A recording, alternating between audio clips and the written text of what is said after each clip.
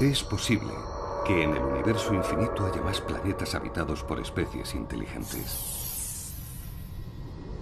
Nosotros solo conocemos el nuestro, la Tierra. Y a veces dudamos de que seamos inteligentes.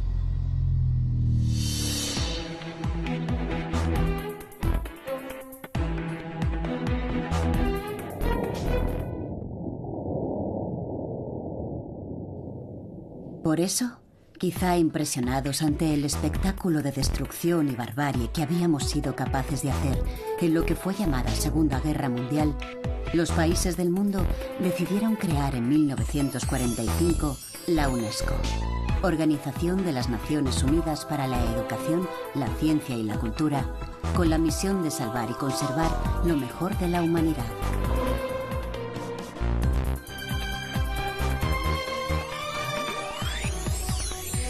40 años después, el 6 de diciembre de 1985, fueron declaradas en España las primeras ciudades Patrimonio de la Humanidad.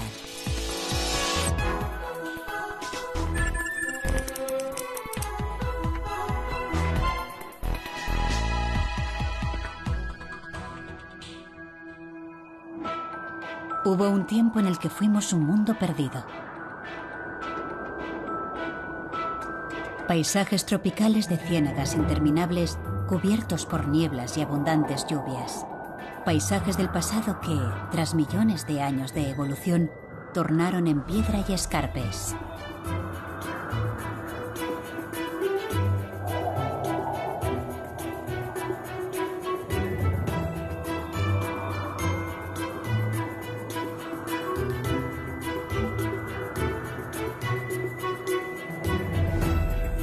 Cuenca, una gran mole caliza, un abismal farallón de roca, una montaña poblada de edificios elevada entre dos vaguadas, las profundas hoces de los ríos Júcar y Huécar, desnivel en estado puro.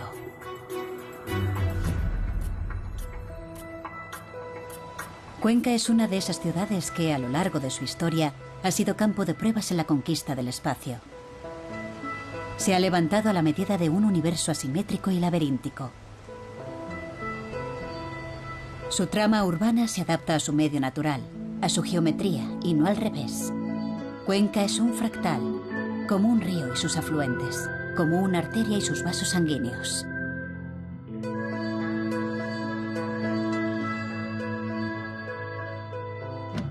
La ciudad que hoy contemplamos se fundó bajo dominio islámico, Al-Madinat Kunka.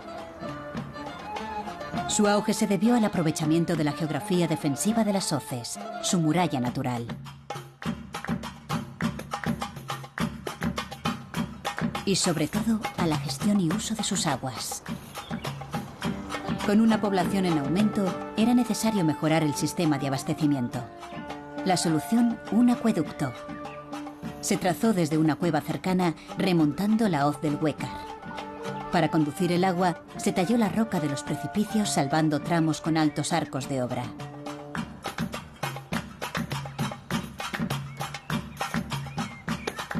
Ejecutada en tan solo 3 años, fue referente de las grandes obras de ingeniería del Renacimiento.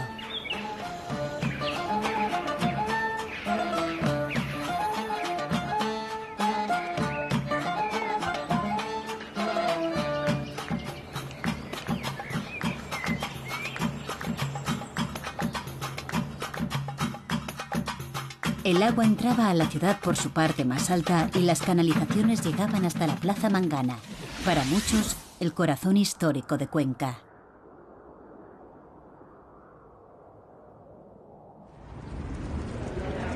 Aquí podemos ver los restos de las viviendas que se desarrollaron en toda la comunidad de Mangana y sobre los restos del Alcázar y la Alcazaba a partir ya del siglo XIII, XIV, XV y XVI. Y podemos ver cómo los muros arrancan directamente apoyados desde la roca. Otro elemento importante, característico de todos estos yacimientos, que son los aljibes. Se trata de depósitos de abastecimiento de agua. Tener en cuenta que en aquellos años no había agua corriente como tenemos ahora. Entonces se almacenaba el agua, se hacían estos pozos y se almacenaba el agua para luego todo el consumo humano. Dentro del yacimiento tenemos otros 7 aljibes y hay más repartidos también por todo el casco antiguo.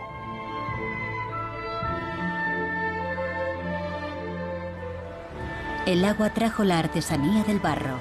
En las ollerías del barrio de San Antón, junto al Júcar, se ubicaron los alfares. En el Cerro de la Majestad, los artesanos encontraban la madera de pino para los hornos y la arcilla, que transportaban en borriquillo. Un legado que llegó hasta el siglo XX en el alfar de Pedro Mercedes, uno de los grandes artesanos de Cuenca. Don Pedro, más allá de fabricar utensilios de barro en el torno y en el horno de leña, creó piezas únicas. Desarrolló la técnica del raspado en vasijas y murales, un precedente del futuro apogeo de la ciudad en asuntos de arte.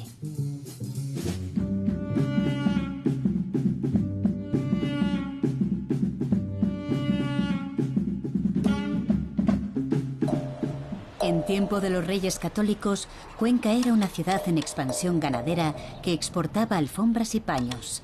Pero la peste, las plagas y la sequía provocaron el desastre. Los precios se dispararon y cayó la trashumancia. La escultura del pastor de las Huesas del Vasallo es guardiana universal de aquellos rebaños y esplendores.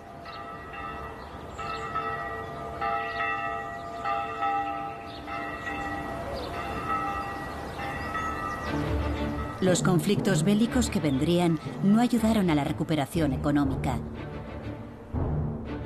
Las guerras de sucesión, de la independencia y carlistas devastaron y debilitaron la ciudad. La Cuenca actual es la del siglo XIX.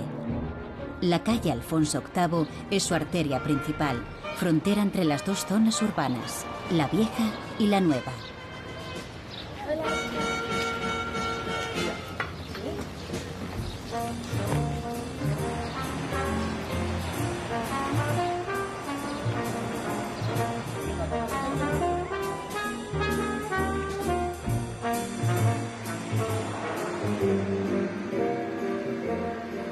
Desde la fundación de la ciudad, las fértiles orillas del Huécar han sido cultivadas.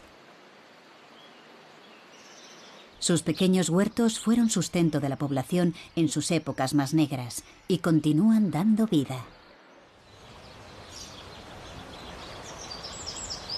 En nuestros días, alejados de los ríos, se labran los huertos del siglo XXI. Vecinos con otra vida, otras inquietudes, que trabajan la tierra como sus antepasados, como los primeros pobladores. La ciudad de Cuenca es el límite sur de un gran bosque, de unas montañas, la Serranía.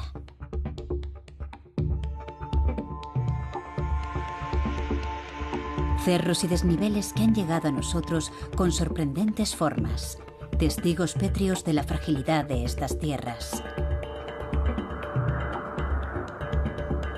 Su piedra es la caliza, base mineral erosionada y creadora de ciudades del paisaje. Los callejones de las Majadas. La ciudad encantada. Estas formaciones de roca fueron y siguen siendo esculpidas por el viento, pero sobre todo por el agua.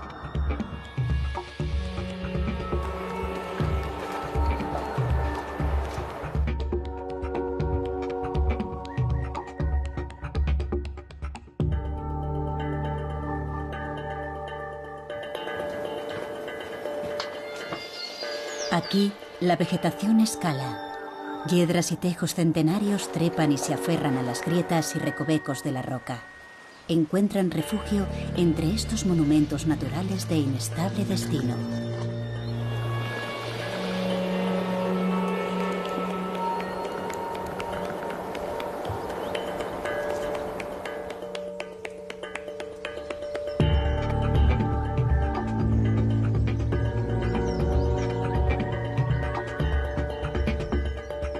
A vista de pájaro, parece que un gigantesco ser prehistórico hubiera dejado sus imborrables huellas sobre esta tierra.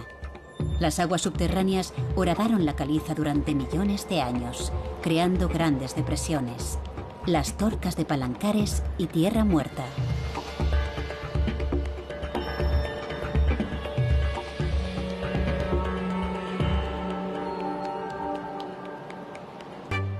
Un mar de pino sustituye a los helechos arbóreos gigantes y a las plantas acuáticas. Aquellas llanadas son hoy alturas. Ambientes de montaña agrestes, salvajes, que atesoran una valiosa y rica diversidad de vida. Buitres leonados. Las aves rapaces surcan estos cielos.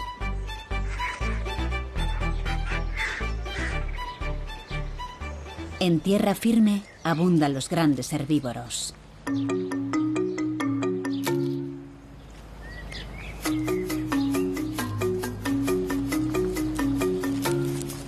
Entre la vegetación sumergida en las frescas y limpias aguas de los ríos, esquivos peces e invertebrados.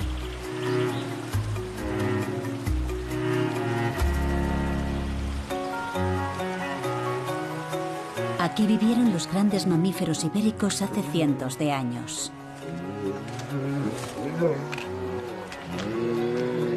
El oso pardo era residente habitual de estos montes. Así lo recoge el libro de la montería del siglo XVI.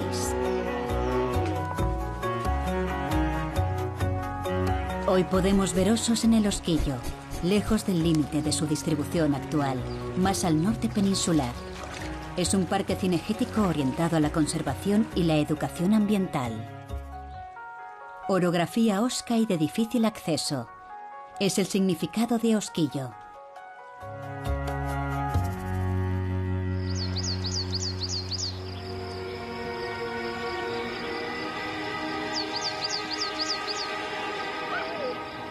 El lobo ibérico es un tótem de nuestra fauna. En esta imagen, una hembra traslada a su cachorro. Quizás se deje ver pronto, libre, por esta sierra salvaje.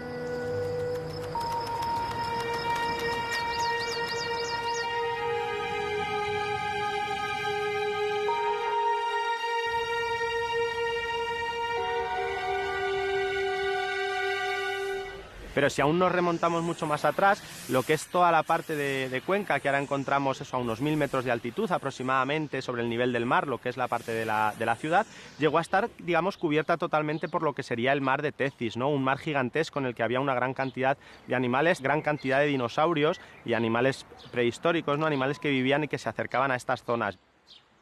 Hasta que ya hace 65 millones de años, con la orogenia alpina, toda esta cantidad de material que vemos a nivel del mar sube, se eleva hasta esta altitud actual de Cuenca. Y a partir de ahí, evidentemente, un proceso cambiante. El paisaje de Cuenca, evidentemente, ha cambiado mucho, ¿no? Bien ya desde teniendo en cuenta las propias hoces, ¿no? Las hoces de los ríos lo que son es la formación del río, cómo va quedando encajonado poco a poco al colocarse un caudal de agua sobre una zona de caliza, de manera que tenemos que imaginarnos cómo los ríos Júcar y Huécar, que actualmente vemos tan abajo, llegaron a estar en la parte mucho más alta de la ciudad, ¿no?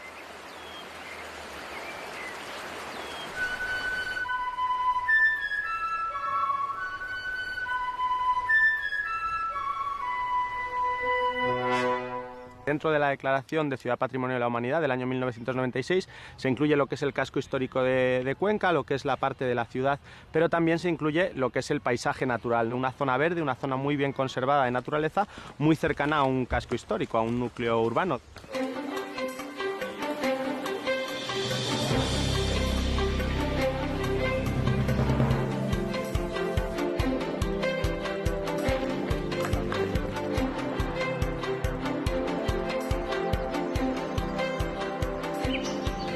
Por lo que es todas las orillas de la ciudad, por todas las zonas, tenemos una serie de senderos, una red de senderos que recorre tanto desde las partes bajas de los ríos hasta las partes altas.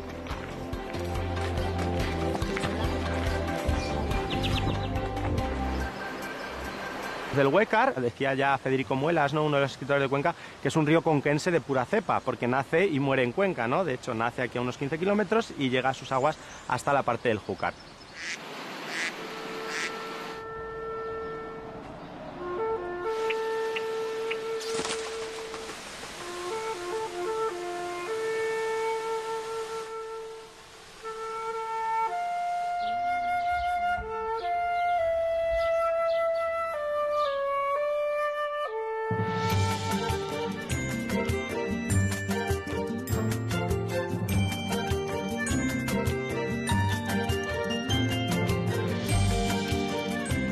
Celtíberos y romanos fueron los primeros habitantes de este rincón peninsular y sembraron un fértil engranaje cultural.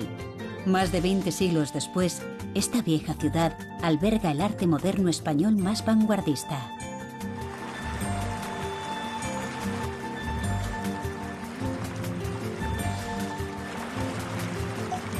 Julio de 1966. El primer museo español dedicado al arte abstracto abre sus puertas. Un sueño nunca antes realizado en nuestro país. La historia de una amistad, de una coincidencia. El pintor y mecenas de artistas Fernando Zobel ideó este proyecto.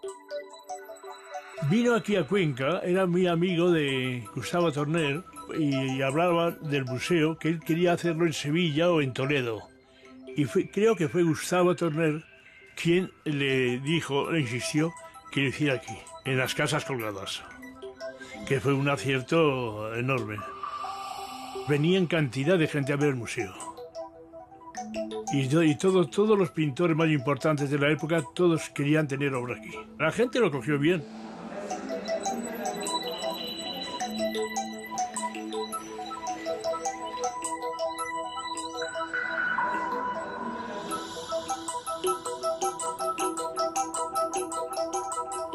Zobel siempre creyó en el arte abstracto español.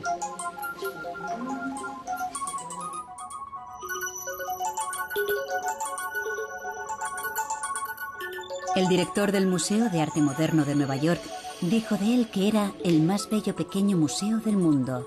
Un museo diseñado por artistas y para los artistas, fascinados con la ciudad y con el paisaje. Pues fijaros, en esta sala tenemos 3 piezas que representan los 3 tipos de abstracción que prácticamente se pueden ver por el museo. A la derecha tenemos una pieza de Pablo Palazuelo de abstracción geométrica. Enfrente una pieza de Tapis que representa la abstracción matérica. Y a mi izquierda el gesto de Canovar. Si os dais cuenta, estos 3 cuadros están relacionados con la ventana, porque la ventana representa el 4.º cuadro de la sala, ese cuadro figurativo que es impresionante en la relación de todo el contexto de la sala. Los artistas encontraron en este escenario cierta rebeldía frente a las grandes salas. Un museo hecho a medida de la obra, un museo para amar el arte. Y se mantiene tal y como lo concibió Fernando Zobel.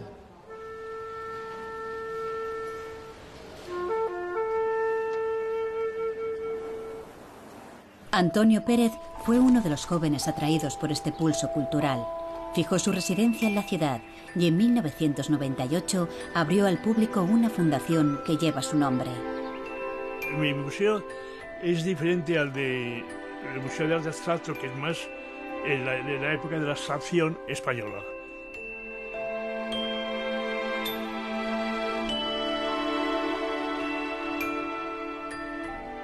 Hay de todo. Hay la mejor colección de Millares, por ejemplo. Hay muchos auras, hay pintores modernos, hay pintores asiáticos.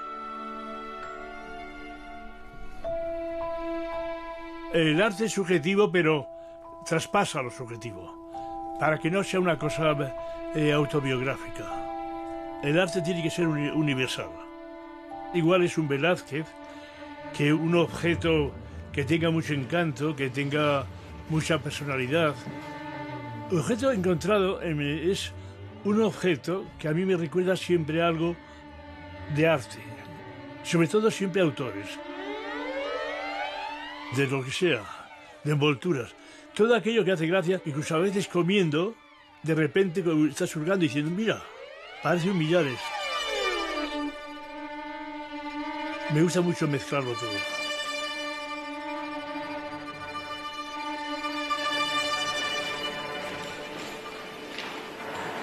Yo creo que lo único que he hecho es enseñar a mirar.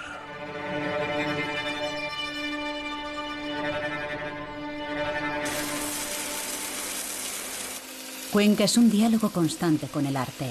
En el campus de la Ciudad Nueva, la Facultad de Bellas Artes ha sido pionera en adaptarse a los cambios de las prácticas artísticas contemporáneas.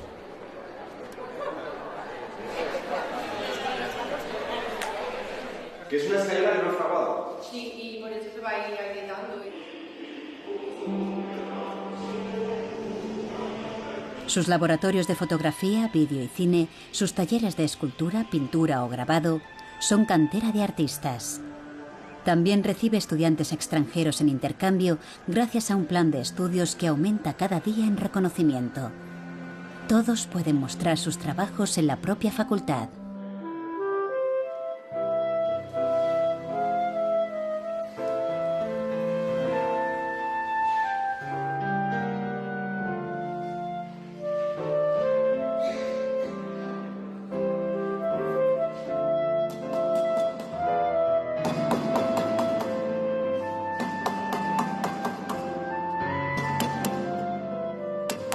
También pueden verse los trabajos de fin de carrera en escuelas de arte del casco antiguo.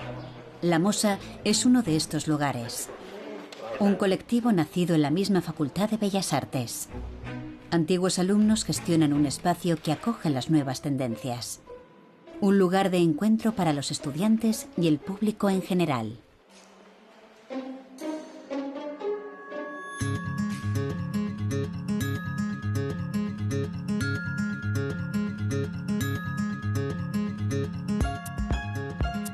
Gracias al impulso del Museo de Arte Abstracto, Cuenca se convirtió en una ciudad vinculada a un movimiento artístico. Una isla en el panorama cultural franquista. 50 años después, Gustavo Torner diseñó su propio espacio en la iglesia gótica de San Pablo. Abstracción, constructivismo y minimalismo en pintura y escultura. La naturaleza es la gran protagonista de la obra de Torner, como mineral, como formas orgánicas, como símbolo.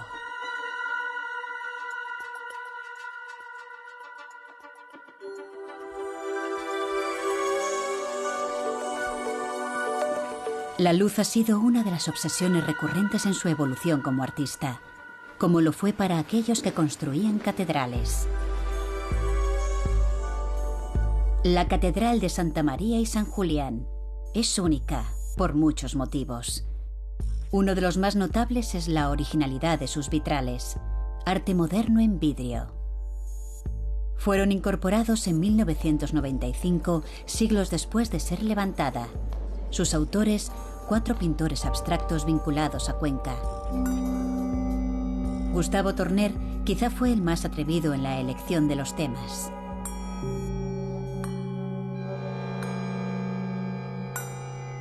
En su serie de La creación, la ciencia es la gran protagonista. La física a través del Big Bang. Círculos amarillos que representan las partículas cósmicas de la gran explosión. La biología en vitrales que simbolizan nuestro código genético, la doble hélice de ADN, el origen de la vida, el origen del ser humano.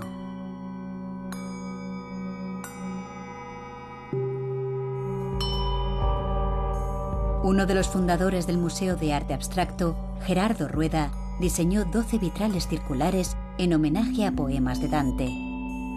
Pinturas con tonos intensos proyectadas por el sol sobre suelo, paredes y coro.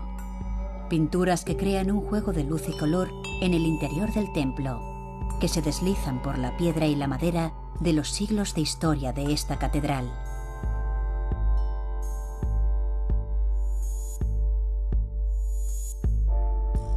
Henri Deschanel, profesor francés de la Escuela Taller de Cuenca, realizó 30 obras tomando como tema la palabra divina. Y Bonifacio Alfonso escogió el Génesis como leitmotiv.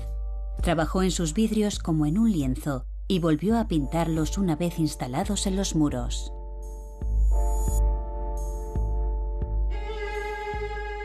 En el lugar más elevado y estratégico de Cuenca, los musulmanes construyeron una fortaleza para proteger la ciudad y controlar el acceso a la serranía. La Alcazaba ocupó el espacio del actual castillo.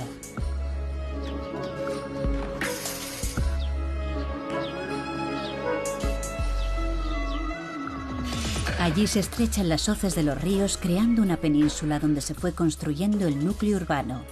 La muralla de aquella fortaleza es el monumento más antiguo, del siglo IX. Medía casi 4 kilómetros. Hoy solo permanece el arco de Vezudo, reconstruido siglos después.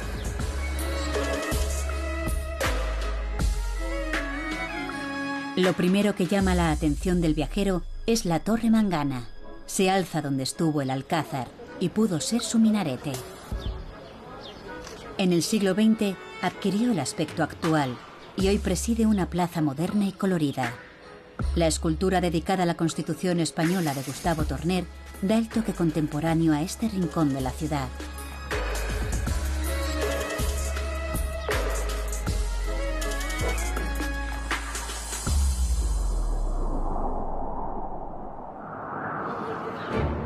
El 21 de septiembre de 1177, día de San Mateo, las tropas cristianas tomaron Cuenca tras 9 meses de duro asedio.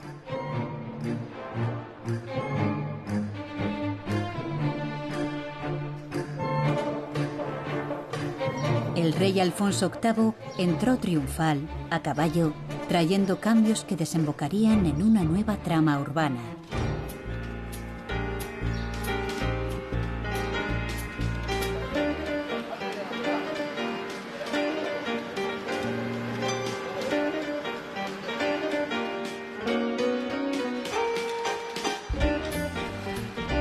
Con la Reconquista, los talleres de artesanos y tiendas de mercaderes se alternaron con las casas palacio que alojaban a familias de la nobleza.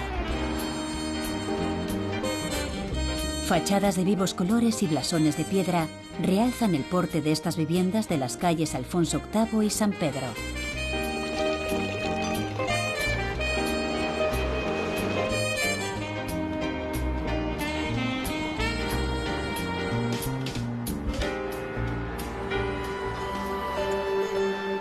La falta de espacio por el aumento de la población forzó la construcción hacia arriba. Solo el abismo de las hoces frenaba la expansión de la ciudad. Este hecho dio lugar a la aparición de rascacielos. Sí, hay rascacielos en Cuenca. Se dice que fueron los edificios más altos de la Edad Media. Los grandes desniveles entre calles podían dar lugar a plantas de hasta 12 pisos.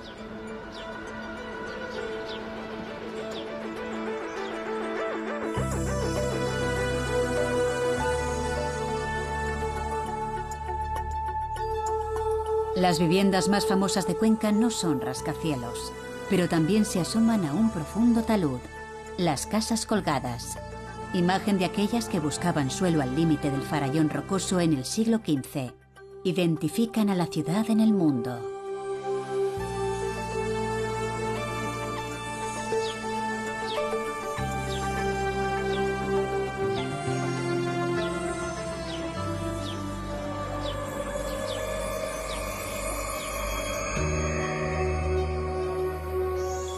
Honduras sorteadas hoy por el puente de San Pablo. Su estructura de hierro data de principios del siglo XX. Cuelga sobre un vacío de más de 30 metros y se extiende más de 100 entre las dos orillas.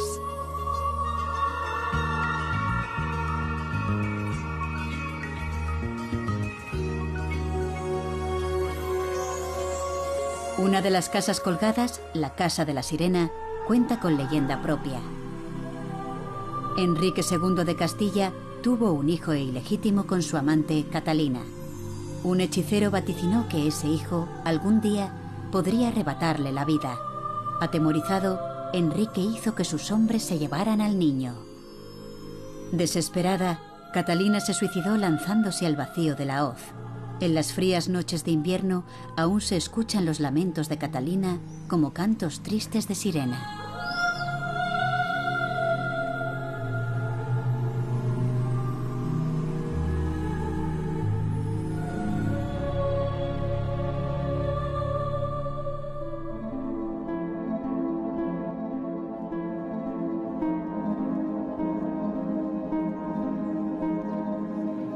Los conquenses siempre han oído leyendas relacionadas con el espacio oculto a la mirada.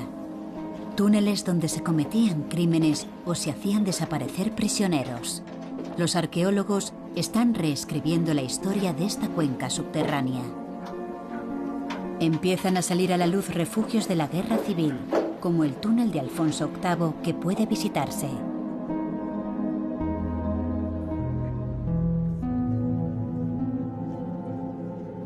Cuenca en el siglo XVI es una de las ciudades más importantes de Castilla, de la Corona de Castilla. Vive un momento de máxima expansión, como se queda sin espacio dentro de la muralla la gente para habitar, decide hacer una pillería, que es echar vigas de un lado para otro de la calle y generar las habitaciones que les faltan.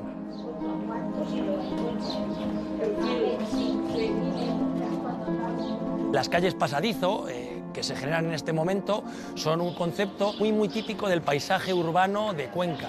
Están por todas partes en el casco antiguo. Por ejemplo, en la que aquí estamos es uno de los ejemplos mejores que han llegado hasta el siglo XX y XXI.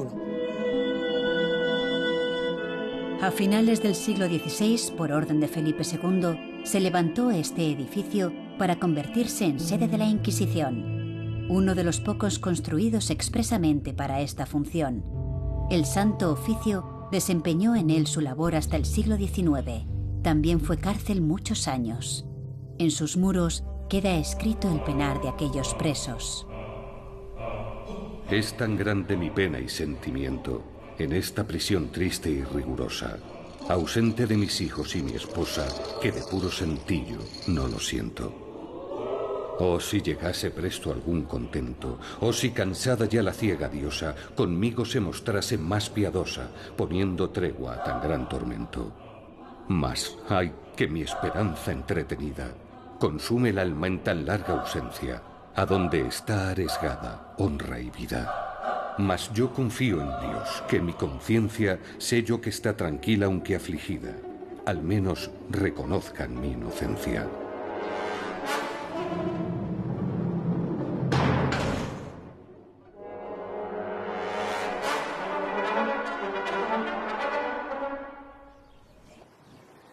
Durante la Guerra de la Independencia, el edificio del Tribunal de Cuenca quedó en gran parte destruido.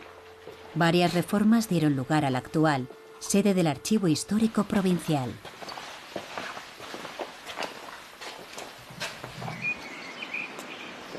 En los siglos XIV y XV, los problemas de espacio intramuros y una población en aumento provocaron la creación de nuevos barrios fuera del recinto amurallado, San Antón y Tiradores.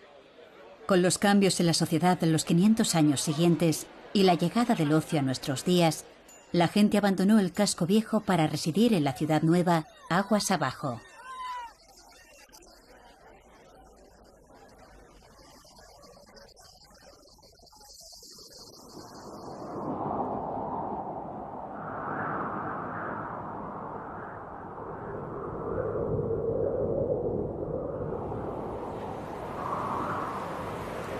Cuando cae la noche, la vieja villa, con sus rincones, pasadizos y hoces, ofrece un lienzo intemporal de la última conquista del espacio.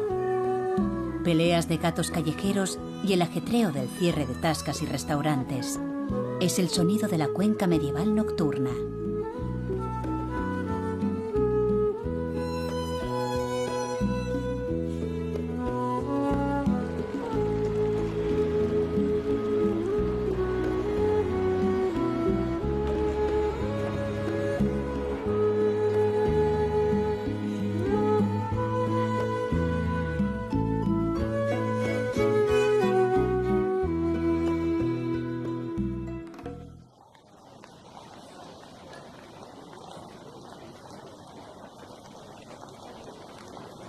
La Catedral, Semana Santa.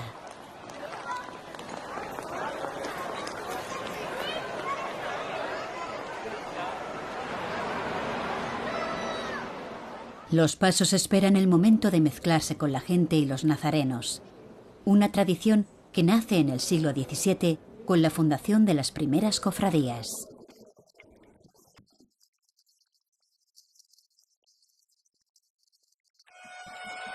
Viernes Santo. Escuchamos los tambores y los clarines de la procesión de las turbas.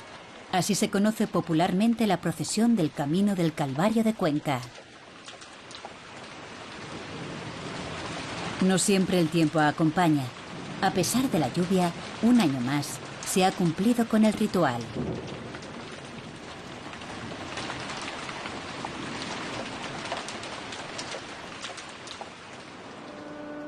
La posada de San José es lugar de descanso y acopio de fuerzas. Aquí se brinda con resoli, especialmente en Semana Santa. Es el broche de oro a una comida con recetas de la gastronomía tradicional. Ajo arriero, morteruelo, pisto. Al viajero que ya conozca Cuenca, le resultará natural ver arte abstracto en las paredes de su restaurante. También es evocador su espacio interior, irregular y laberíntico, fiel al aspecto original del edificio del siglo XVII. Se podría decir que la Posada de San José es una casa colgada.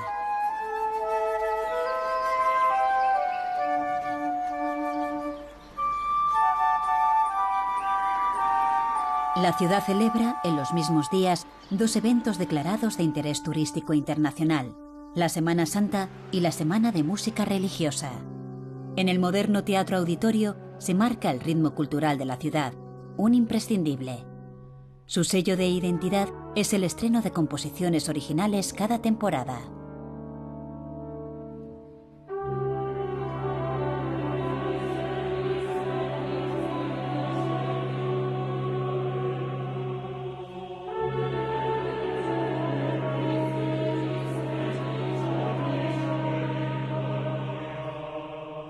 La Semana de Música Religiosa de Cuenca es uno de los festivales más antiguos y prestigiosos de España.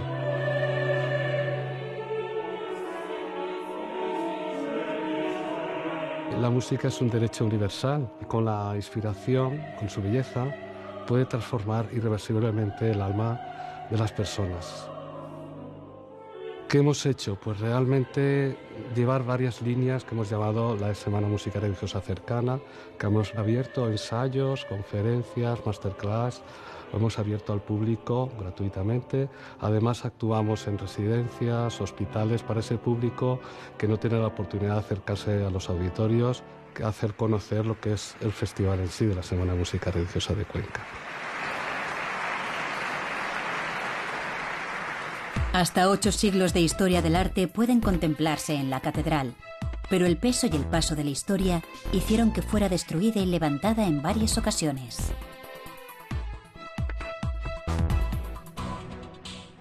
La fachada que hoy contemplamos es de estilo anglonormando, finalizada el siglo pasado. El templo, en su conjunto, es neogótico, tras cruzar diversos estilos constructivos. Está dedicado a Santa María y a San Julián, patrón de la ciudad. Pero es dentro de sus muros donde realmente nos sumergimos en un viaje en el tiempo. Arte y curiosidades.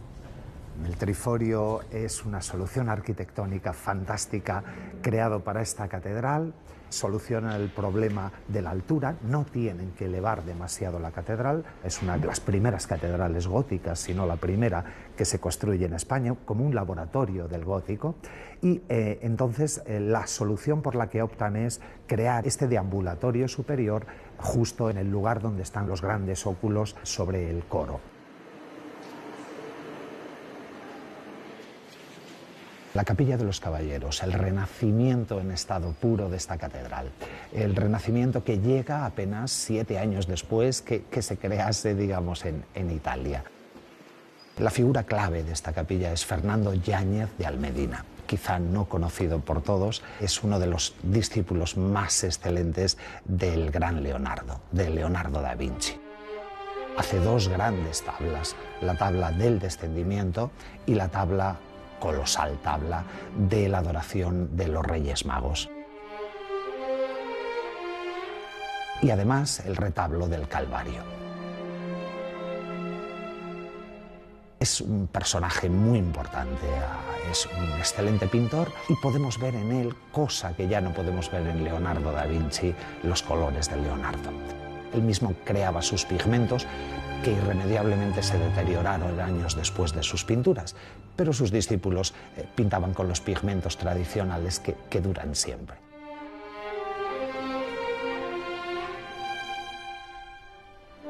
La sacristía acoge la Virgen de la Leche, una inusual imagen de la Virgen amamantando al niño.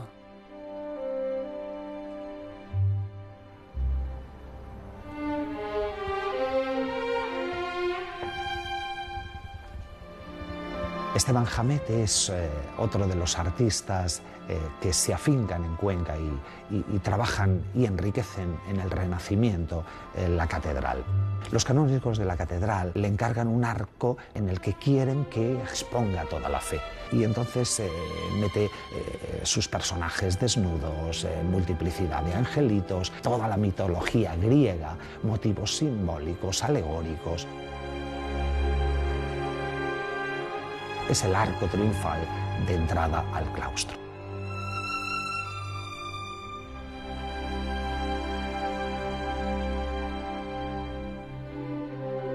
En una última cena tallada en madera de nogal en la capilla de Santa Elena, en lugar de poner el cordero pascual, parece que lo que puso es un cochinillo, ¿no? Animal prohibidísimo para los judíos, para los católicos también, en Cuaresma, ¿no? Estas son bromas, pequeñas bromas, que Esteban Jamete introducía porque era un hombre de un espíritu fuerte, pero un artista inconmensurable.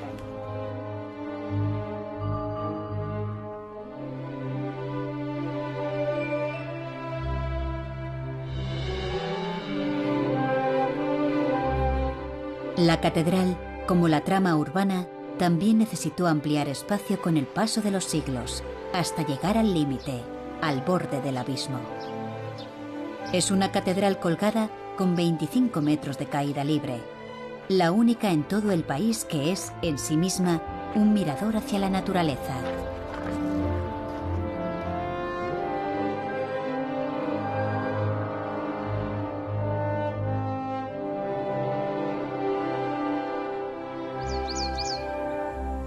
Cuenca es tierra de fósiles, un vergel para los paleontólogos.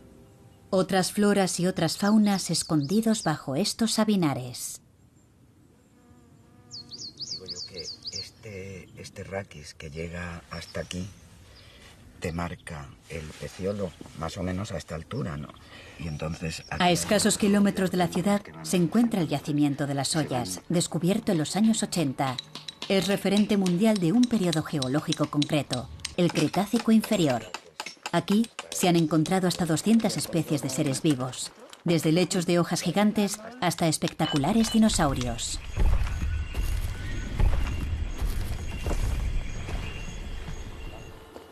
Las Ollas era un humedal que tiene unos 125 millones de años.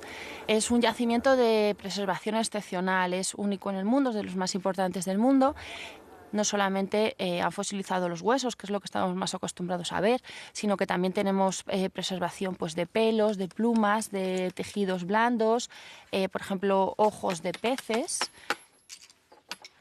Nosotros para excavar lo que hacemos es con un cincel y un martillo vamos abriendo estas distintas capas como si fuera un libro y este libro pues, nos va descubriendo los fósiles que se quedaron enterrados en estas distintas capas. Bueno, mirad, un cangrejo. Bien grande además, ¿eh? Sí. Sí, no está mal. Así todo.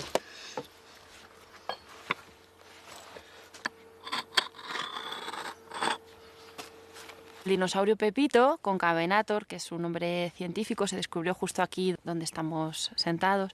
Su nombre significa el cazador jorobado de Cuenca. Era un gran carnívoro de más de 6 metros de longitud y es el dinosaurio más completo de España. Características que tiene que lo hacen singular, bueno, pues la famosa joroba, que lo que ocurre es que tiene 2 vértebras de la espalda hipertrofiadas, lo que hace que se forme esta protuberancia en su espalda. Unas marcas que tiene justo en el antebrazo, en este hueso de aquí, equivalente a nuestro cúbito. Son unos pequeños bultos que lo tienen también aves actuales, que sabemos que es la zona de inserción de plumas. Conserva restos de piel, se le puede ver también la zona donde irían insertadas las uñas. Y en el estómago se ve lo que sería su última comida.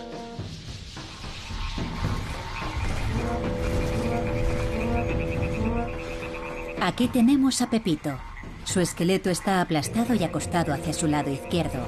La roca en que se descubrió estaba fragmentada y su reconstrucción fue un rompecabezas.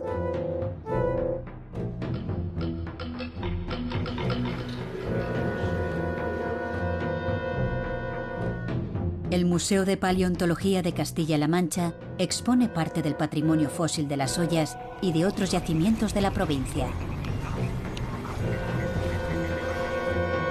En el museo tenemos unos 19.000 fósiles y lo interesante de este yacimiento es que tenemos prácticamente de todos los grupos de animales y plantas actuales que vivirían en un humedal.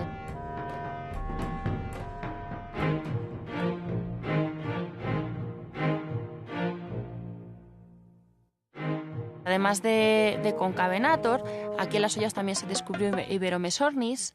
Es un pequeño pajarito del tamaño de un gorrión y fue bastante importante su publicación en los años 80 porque se demostró que las aves en realidad provienen de los dinosaurios.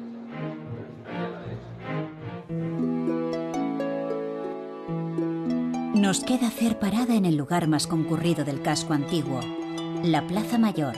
Todo visitante pasa por aquí. Ensanches y transformaciones nos entregan hoy un espacio multicolor. Las fachadas recuerdan el pasado de la ciudad como adalid de la industria textil.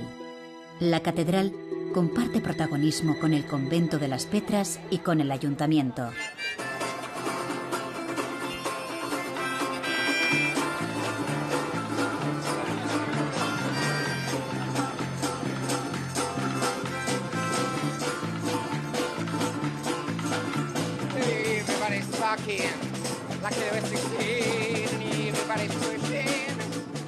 La Plaza Mayor no es el único kilómetro cero de Cuenca para visitantes y eventos.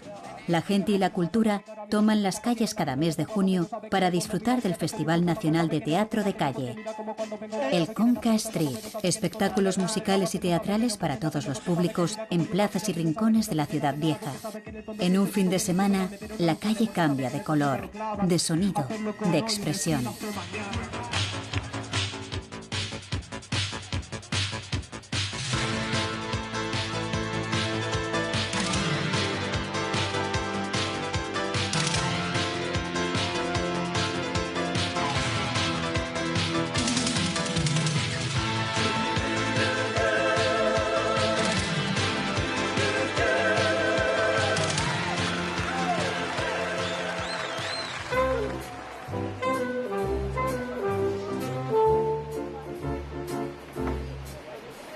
La primavera y el verano son tiempo de actividades al aire libre. El tranquilo y caudaloso río Júcar es punto de encuentro para todo tipo de ocio. El momento para salir de la ciudad y recorrer las hoces andando, en bicicleta o en piragua.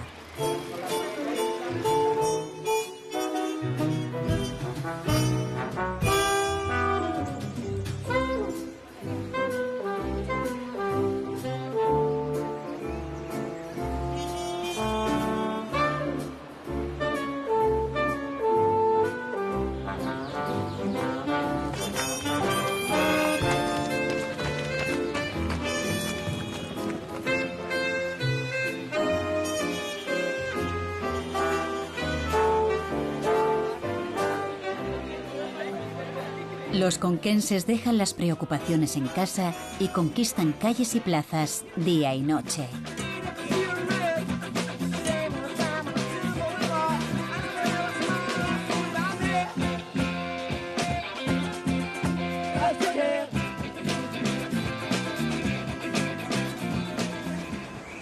El tempo de las estaciones sigue su curso.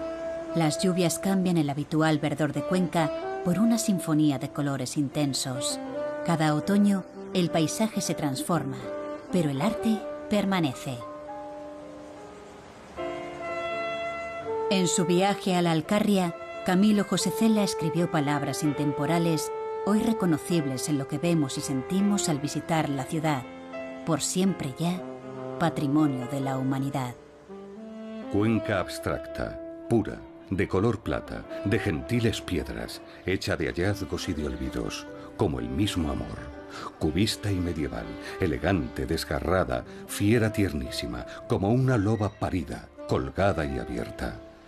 Cuenca, luminosa, alada, airada, serena y enloquecida, infinita, igual, obsesionante, hidalga. Vieja Cuenca.